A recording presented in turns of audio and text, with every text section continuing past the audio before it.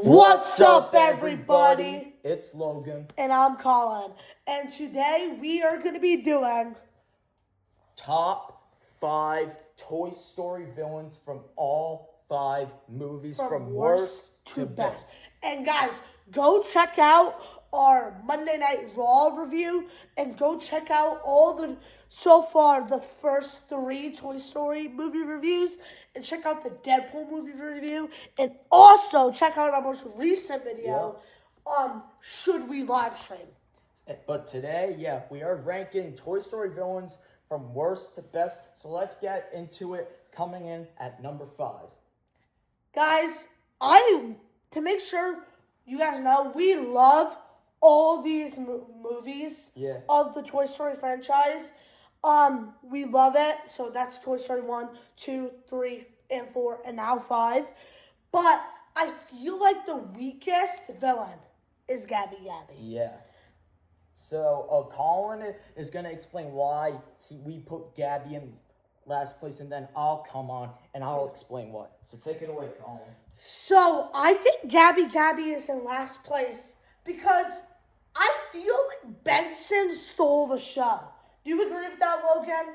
I feel like Benson stole the show. He said yes, by the way. I feel like if Benson was the main villain, that would have been so much better. Because I feel like Benson was actually evil. Gabby Gabby felt evil, but then they did a twist I already knew. In Toy Story 5, what they did with Lily, I actually thought she was kind of evil. And actually, she's trying to help, but I thought she had evil intentions of the toys. Gabby Gabby, I predicted that she was not evil, the first time I've ever seen it. And that'll be okay, kind of everyone did. But I did it kind of very early on. So that's why, guys, I love Gabby Gabby. I think she's good. But I think if Benson was the main villain driving Gabby, I wish Toy Story 4 was Benson's the main villain. And he's trying to make Gabby do stuff, but she doesn't want to do it because she just wants to be loved. I think that would be a much better companion. So that's why I put Gabby Gabby in last place. So, Logan, take the floor, buddy. Okay. Thank you, Colin. Now, the reason why I think Gabby Gabby is in last place, I think she's an interesting character. She's not necessarily evil. It's just that she is trying to get this girl Harmony to become her kid because she feels like her and Harmony were made to be together.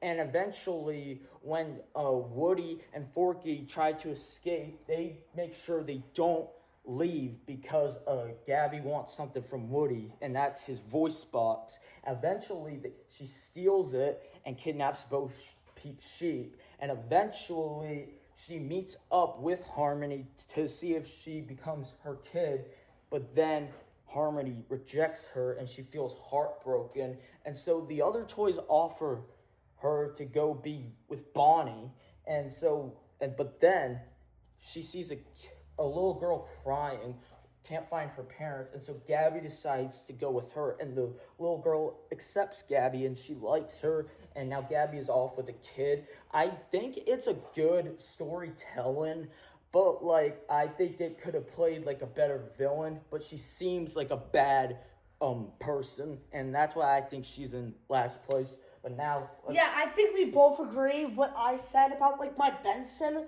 villain arc. I think that would have been so much better. I think nowadays people give Benson a lot more attention. Yeah, because Benson, I think, was in a freaking Goosebumps thing. Yeah. We don't really watch that, but I think he was in it. But let's get into the next thing. And coming in at number 4 is the most recent kid on the block, Lily Pad.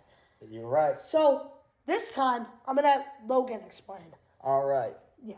So, coming in at number 4, like we said, is Lily Pad from Toy Story 5. And if you haven't seen it yet, this may have a few spoilers in it, but just bear with me on this. So Lily Pad is brought in because in this story, Woody, Buzz, Jesse, and all of the gang go face to face with the thing that kids are obsessed with nowadays, and that is technology.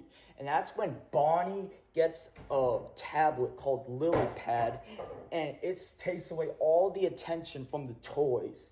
And when the toys get confronted to LilyPad about stealing Bonnie's attention, LilyPad's like, Bonnie's attention is no longer on toys. It just wants to be glued to technology. They don't need real friends. They need friends online. And eventually, the toys confront LilyPad and say, why not Bonnie just has both? We have toys and we have technology, and we can form it together. And eventually, LilyPad helps them. I think it's a good story, but I don't know. Something is off for me. But let's take it away. Back to Colin. So the reason why I think LilyPad is in this place is because, guys, I really like LilyPad. I think I could not see anyone else being the villain of this story in Toy Story 5. I could not picture anyone else in this movie being the villain. But a thing is, LilyPad has the same problem with Gabby.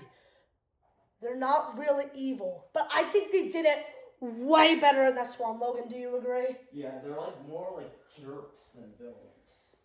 I feel like LilyPad does a lot better because she kind of feels relatable, but she's technology. So you kind of have this like weird thing, like I'm kind of relating, like I kind of put my toys aside for technology. Me and Logan we use both. Yeah. But like other kids are like, wow, I really did that. Now let me do both. And I think the thing is that makes LilyPad so good is that she had a great thing in the story, a great thing in the plot, and a really good message at the end of the movie. So Logan, come back. That's why I have LilyPad next. All right, and now let's get into number 3. Coming in at number 3 is Pete from Toy Story 2. Now, the first time I seen this, where Toy Story's, not Toy Story, Woody and Jesse's dad was evil. The first time I saw it, I was actually pretty shocked. Yeah. I was not expecting that. I thought it was the guy who stole Woody. Yeah, I thought Because he he was was the villain too for the longest time.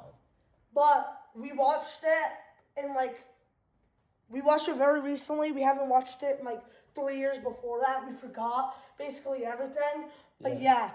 So since you went first, I'm gonna go first this time. All right, take it away, Colin.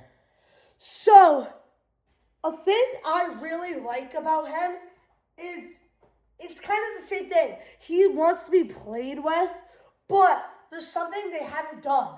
Jealousy. I thought that played a really good part into Pete's character arc.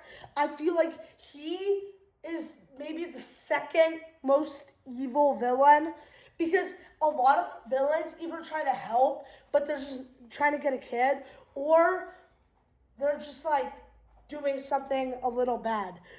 But I feel like Pete actually has a really good relationship with Woody and Jesse, but I can kind of see what he's like.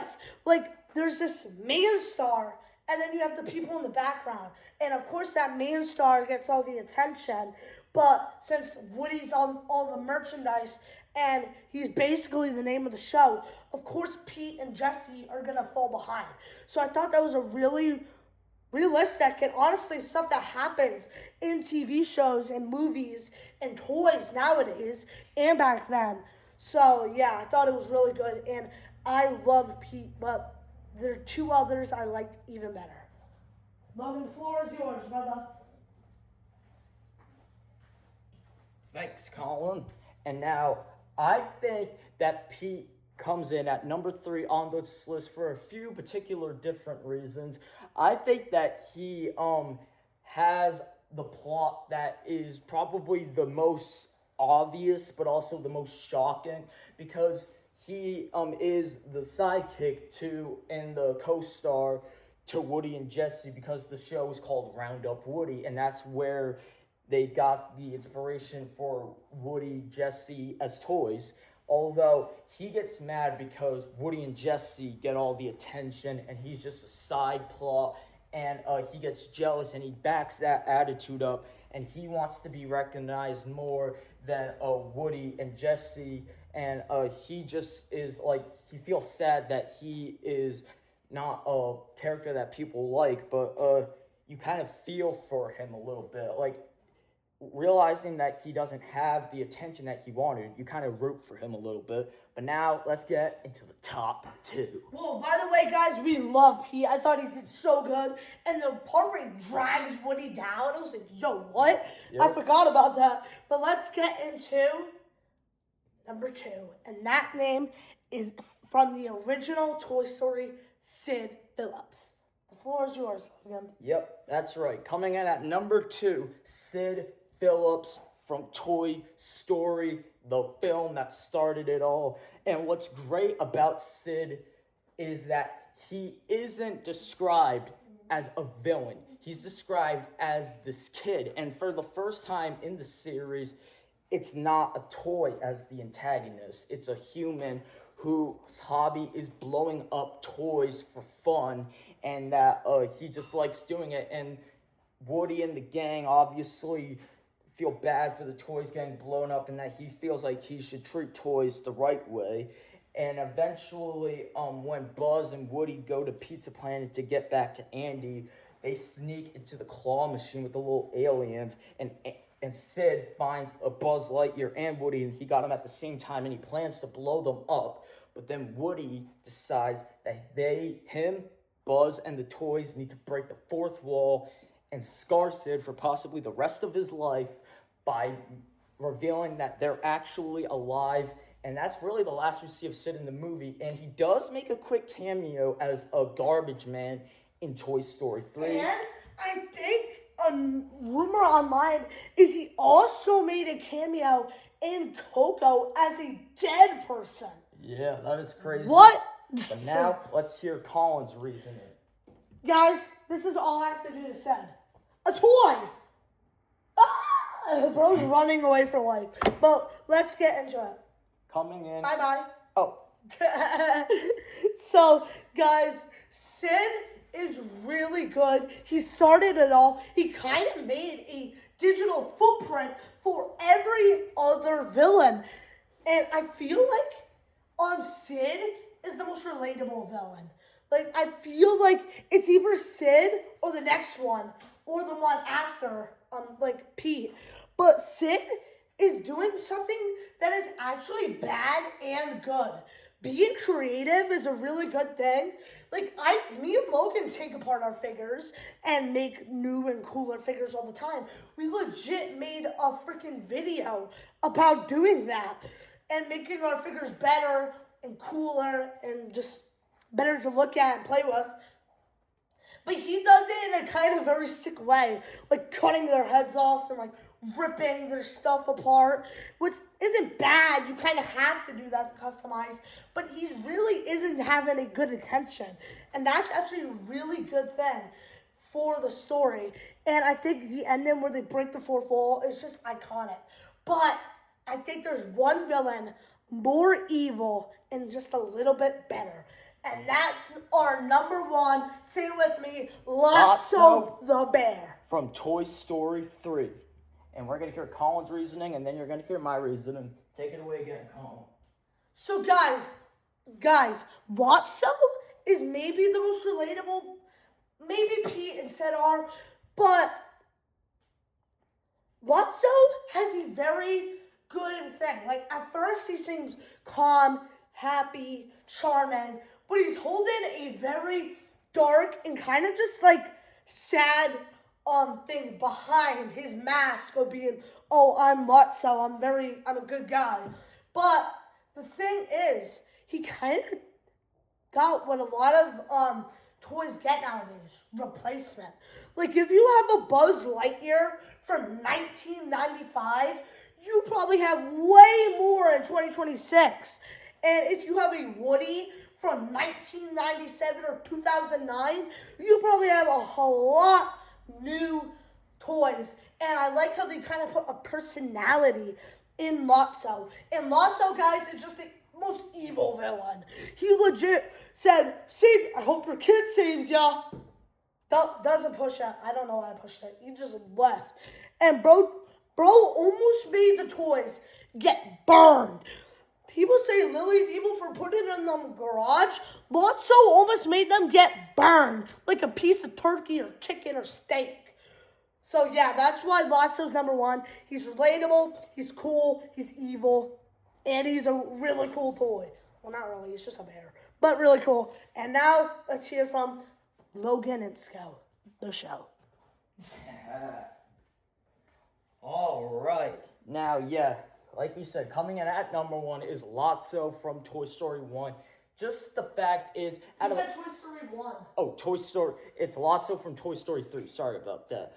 The reason why I have him in number one is because out of all the villains that were made for all 5 movies, this has the single greatest idea behind it. I know Pete has a great idea, but something really fits with me with Lotso. At first, when we're introduced to Lotso, he is like the tour guide at Sunnyside where the toys go when they think Andy doesn't want them anymore because he's going off to college and they think he threw him out.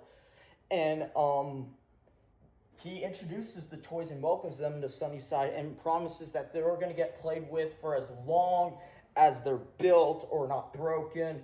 But there's actually a dark side. When Woody goes back to Andy, he actually gets brought in from Bonnie, and he's like, I gotta go back to Sunnyside to help my friends. And Bonnie's toys were like, did you just say Sunnyside?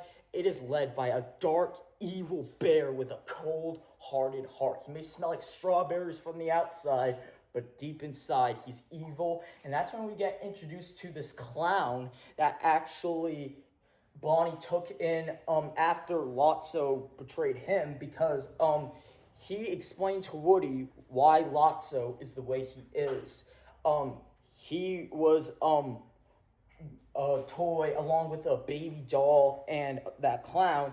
They had a kid named Daisy, and she loved Lotso, and eventually one day when she drove off with her mom, she left them behind by accident, and Lotso, the baby, and the clown wandered for days until they finally found their way back home, only to find out that Daisy replaced them with another bear, and then they decide to go and find their own way, and they find Sunnyside, and any toy that tries to escape to go with a kid gets to be like brainwashed, and that's what he does to Buzz.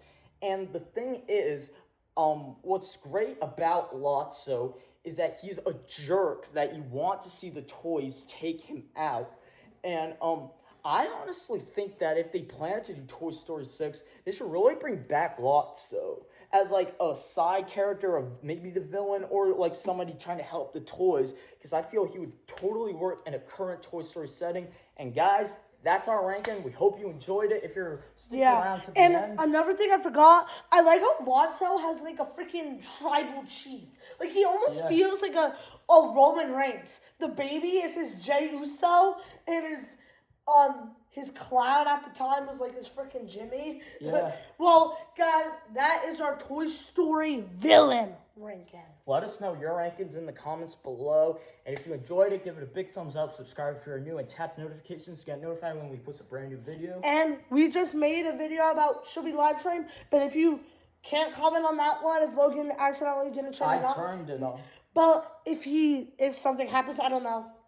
It's not gonna happen. But if it does, leave on this video your ranking in the comments and if we should live stream. And we're out, man. Peace.